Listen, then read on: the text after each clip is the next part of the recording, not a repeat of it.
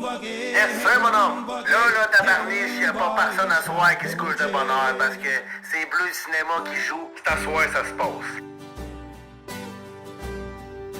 Épisode 26.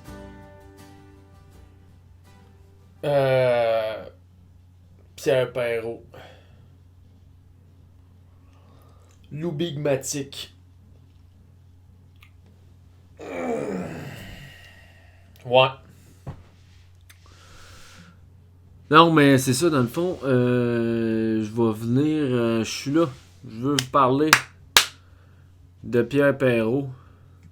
Puis de deux films qu'il a fait. Qui sont à mes yeux deux. Un des deux qui est un chef-d'œuvre. L'autre qui est vraiment bon.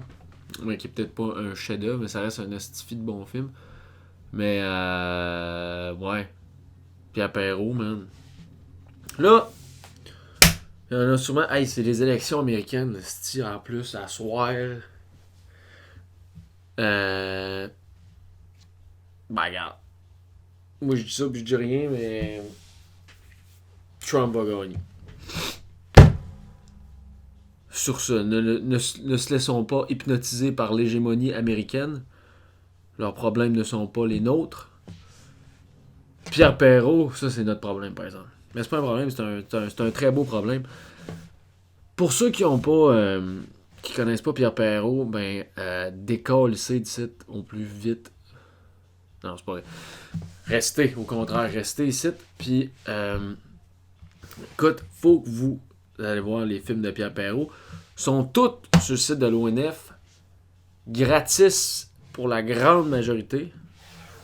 Il y en a quelques-uns, peut-être 2-3. Excusez, il y en a peut-être 2-3 qui sont pas gratuits. Mais si vous allez à l'école, ben vous y avez accès. Ouais, c'est ça. Ok, moi, la grande allure en 2 parties qui est pas disponible gratuitement. Puis l'Omigmag ou l'Objectif documentaire, un des 2 films d'ailleurs que je vais vous parler. Il y a une autre version, c'est quoi ça? Ok. Ouais, c'est ça. Et Pierre Perrault, il a commencé sa carrière avec une série de films, genre en 1960 à peu près. Une série de films qui s'appelait En pays de Neuve-France. Puis c'était tous des petits films de 30 minutes. Il y en a eu 12, je pense. Puis il traverse le Québec, ça va voir au monde. C'est du documentaire. Puis après cette série-là, En pays de Neuve-France, qu'il a réalisé avec René Bonnière, ben il est allé. Il a fait Pour la suite du monde. Pour la suite du monde, c'est probablement un des meilleurs films québécois de l'histoire. C'est en tout cas un des plus marquants, on pourrait dire. Un des plus importants. Clairement mettons, t'as-tu fait un top 3 des films les plus importants pour la suite du monde est dedans. C'est sûr. Puis selon moi, c'est le. Ben, je veux dire, en tout cas, Anne-Pierre Perrault, là, c'est magnifique. Puis il écrivait aussi beaucoup. Fait qu'il a écrit il a écrit bien des poèmes dans des recueils de poèmes. Il a écrit bien des poèmes dans des poèmes, des recueils de poèmes. Moi, il a écrit bien des poèmes. Il a écrit pas mal. Puis il réalisait des films. Puis en tout cas, il y avait comme ben, c'est ça, c'est qu'en fait, c'est le pionnier du cinéma direct. Avec Michel Brault. Ils ont fait pour la suite du monde. C'était. On parlait de Michel Brault là, il y a 2 semaines. Là, sort tes notes. Là. Mais non, c'est ça. Il a réalisé avec Michel Brault pour la suite du monde. Mais là, en tout cas, il a fait bien des films. Il a fait. Bon, pour la suite du monde, c'est 3 films. Avec Les Voitures d'eau puis Le règne du jour. Il a fait ensuite. Il appelait ça le cycle de L'île aux coudres. Parce qu'il est tourné ça à L'île aux coudres. C'est 3 documentaires tournés à L'île aux coudres. Puis après ça, il a fait le cycle Abitibien, là, avec 3 films qui se passent en Abitibi. Avec. C'était un royaume vous attend. Jean d'Abitibi, puis. Un royaume vous attend. On va le trouver, là. Il y a Un royaume vous attend. Jean d'Abitibi. Puis. C'était un Québécois en Bretagne, je pense. Ouais, je pense que c'est ça.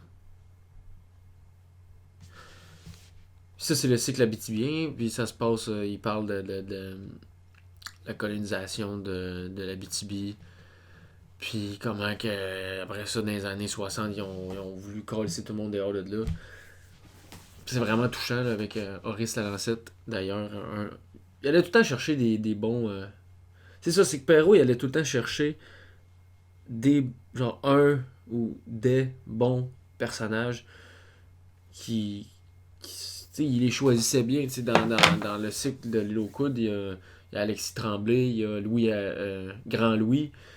Puis dans Abitibi, il y a Horace Lalancette. Dans le goût de la farine, puis quelques films qu'il a fait sur la Côte-Nord, il y a Alexis Jovino, le père Jovino. Jovino, je pense que c'est en tout cas. Après ça, La Bête lumineuse, c'était Stéphane Albert. La Bête lumineuse, ça d'ailleurs, là, c'est un esti de gros film. Fait que tous ces films sont marqués par un personnage qui il est allé les chercher, c'est tout de documentaire, il n'y a absolument aucune fiction là-dedans. Puis, c'est ça, c'est toujours des personnages forts qui ressortent, puis qui ont de la parlure, comme il aimait dire, il parle, puis il raconte, parce que pour lui, Perrault, la manière d'aller chercher le réel, finalement, c'est par la parole. C'est une société comme le Québec qui a une langue qui se perd, ben, elle continue d'exister dans la parole. C'est là où elle est le plus vivante.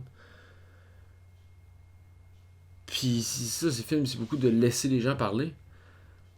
Puis, mais là, je voulais vous parler de 2 films. Parce que là, bon, c'est vraiment bref là, comme résumé que je vous fais de toute sa carrière. Là. Mais je suis pas là pour faire un gros portrait historique de tout ça. Mais il y a dans Lumigmag, l'objectif documentaire, il y a 2 films que je vais vous parler. Lumigmag, l'objectif documentaire, puis Cornouailles. C'est 2 films où il n'y a aucun humain. Puis c'est une recherche documentaire très essentialiste, dans un sens où il n'y a plus rien, il est dépouillé de tout. Il n'y a plus personne, il n'y a pas personne qui parle. C'est juste des animaux. Les animaux, en fait, c'est ça. L'animal qui filme, c'est un bœuf musqué dans le nord du Canada. Puis les Indiens l'appelaient Lumigmag. Puis Perrault en a fait une espèce de mot valise en disant que c'était le Lumigmatique. C'est un livre, je pense, qu'il a écrit d'ailleurs pour accompagner le film. C'est Lumigmatique, l'objectif documentaire. C'est une quête vraiment étrange que Perrault s'est donnée. C'est les 2 derniers films qu'il a fait dans sa carrière. Il a fait Lumigmag. Lumigmag est un film de 30 minutes où c'est Perrault qui parle, qui est le narrateur un peu. Puis c'est un peu comme les yeux du chasseur qui traque une bête. Puis ça a été plutôt un échec, Lumigmag, parce que les bœufs se sauvaient tout le temps, ils s'en allaient, puis ça marchait pas. Puis il essaye, tu sais, les bœufs, ils remarquent tout le temps, puis ça marche pas, il est pas capable d'aller les prendre. Puis c'est comme une quête vaine un peu, mais c'est tellement beau, premièrement, c'est juste visuellement incroyable. Fait que Lumigmag, ça a été comme le premier pas qu'il a essayé de faire dans cette direction-là. Puis ça n'a pas vraiment marché. Mais après ça, il a fait Cornouailles. Lui, il est disponible gratuit sur le net. Lumigmag, il l'est pas, mais si vous êtes à l'école, il y a le profil campus de l'ONF. Vous pouvez vous connecter à partir du site de votre école. En tout cas, si jamais... sinon, c'est plate là, un peu. Là, mais checkez Cornouailles au pire. Cornouailles, c'est un masterpiece. C'est... Man, on dirait comme... Tu sais, les séquences dans... La séquence de Lacrimosa dans Tree of Life, quand il y a un énorme flashback à la création de l'univers puis les dinosaures. Sérieux, Cornouailles me fait penser à ça. No cap. C'est transcendant. C'est incroyable. La musique de ce film-là est sublime. Pour vrai, il n'y a même pas de joke, là. C'est incroyable comment la musique est bonne dans Cornouailles. Puis, man, je sais juste pas quoi dire parce que je veux juste que vous allez le voir, là, ce petit film. Puis il y a une narration encore qui est faite par-dessus les images. Puis ça dure plus. Celui-là, le film dure 1h30. Looming Mag durait 30 minutes. Puis Cornouailles, il dure. Il dure pas 1h30, il dure 52 minutes. Mais quand même. Puis c'est juste ce qui est récité sur les images, c'est tellement beau. C'est récité par un de ses amis avec qui il a fait le film La Grande Allure. C'est un auteur, je pense, c'est Michel Garneau. Tabarnak. Le livre que j'ai là de Pierre Perrault a été écrit par Michel Le Garneau. Mais lui qui fait la narration, c'est Michel, pas de E, Garneau. C'est bien fou. Ah, les gars.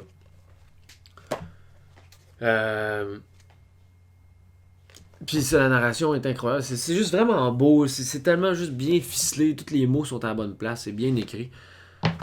Puis les images sont incroyables, ok?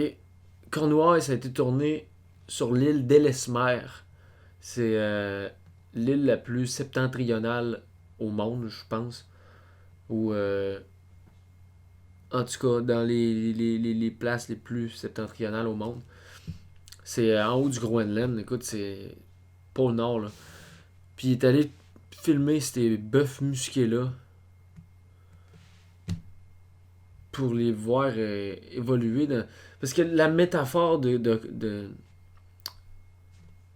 Looming Mag, c'est un peu un animal qui a été laissé sur son territoire à lui-même tout seul. Un peu comme le Québécois qui s'est fait abandonner par la France suite à la conquête. Puis on est là encore après combattre dans des terres polaires finalement. Puis on continue en fait. C'est un peu c'est la métaphore de base du film là. Il y a beaucoup plus de sens finalement à aller chercher dans ce film là, mais outre une analyse en profondeur, le film en tant que tel reste c'est juste magnifique. Je sais même pas sérieux là. C'était un choc pour moi de voir ce film là. Je viens même pas. Puis je veux juste parce que la recherche derrière Looming Mag est quand même Looming Mag, Cornouailles, c'est un peu la même affaire. C'est différent. Parce que Looming Mag, on dirait que c'est quasiment plus la présentation de la méthode. Puis Cornouailles, c'est plus le résultat, on dirait. Mais enfin. Bon, je vais lire le paragraphe. Là. Au terme de sa longue aventure cinématographique au pays de la parole, avant de nous quitter, Pierre Perrault nous a laissé un film surprenant, Looming Mag. Soudain, le cinéaste ne s'intéressait plus aux hommes. Il s'était mis à espérer quelque chose du bœuf musqué et du silence du Grand Nord. Comment rendre compte du projet de Looming Mag? Dans son œuvre Loomingmatique, son livre, où se croisent récits de films et réflexions philosophiques, il raconte, ça c'est Perrault qui parle, « J'ai peut-être un peu réussi à prendre langue parmi les hommes. Comment y parvenir avec les animaux? Peut-être est-ce impossible. Y a-t-il un truchement? Outre évidemment le caractère craintif des animaux sauvages, la distance instaurée par le régime de la chasse, le problème de Perrault est la nécessité du recours à l'image. Le cinéaste québécois a toujours justifié la vérité de son cinéma par le fait que l'écoute de la parole humaine permet d'accéder au réel. Or, les animaux ne parlent pas. Contrairement à la parole, l'image, affirme Perrault, reste à la surface des choses. Est simpliste, garde le silence sur sa propre naissance, n'arrive pas à dénoncer par elle-même la distance qu'il, le bœuf musqué, préserve autour de sa timidité et en définitive ne désigne rien.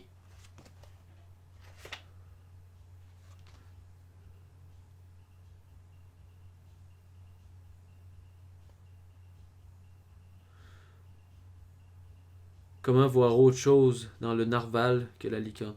Comment accéder à la réalité de la bête en tant que celle-ci précède les mythes et les divinités et d'ailleurs leur survivra? C'est ça. Il est allé voir comment chercher, comment faire parler des bêtes, si t'es même pas capable d'approcher. C'est un projet tellement ambitieux puis tellement. Je sais pas, tellement nice. Hey man, je vais manger une gomme. Et l'autre jour, j'ai mangé. Oh, c'est tellement bon. Ça, là.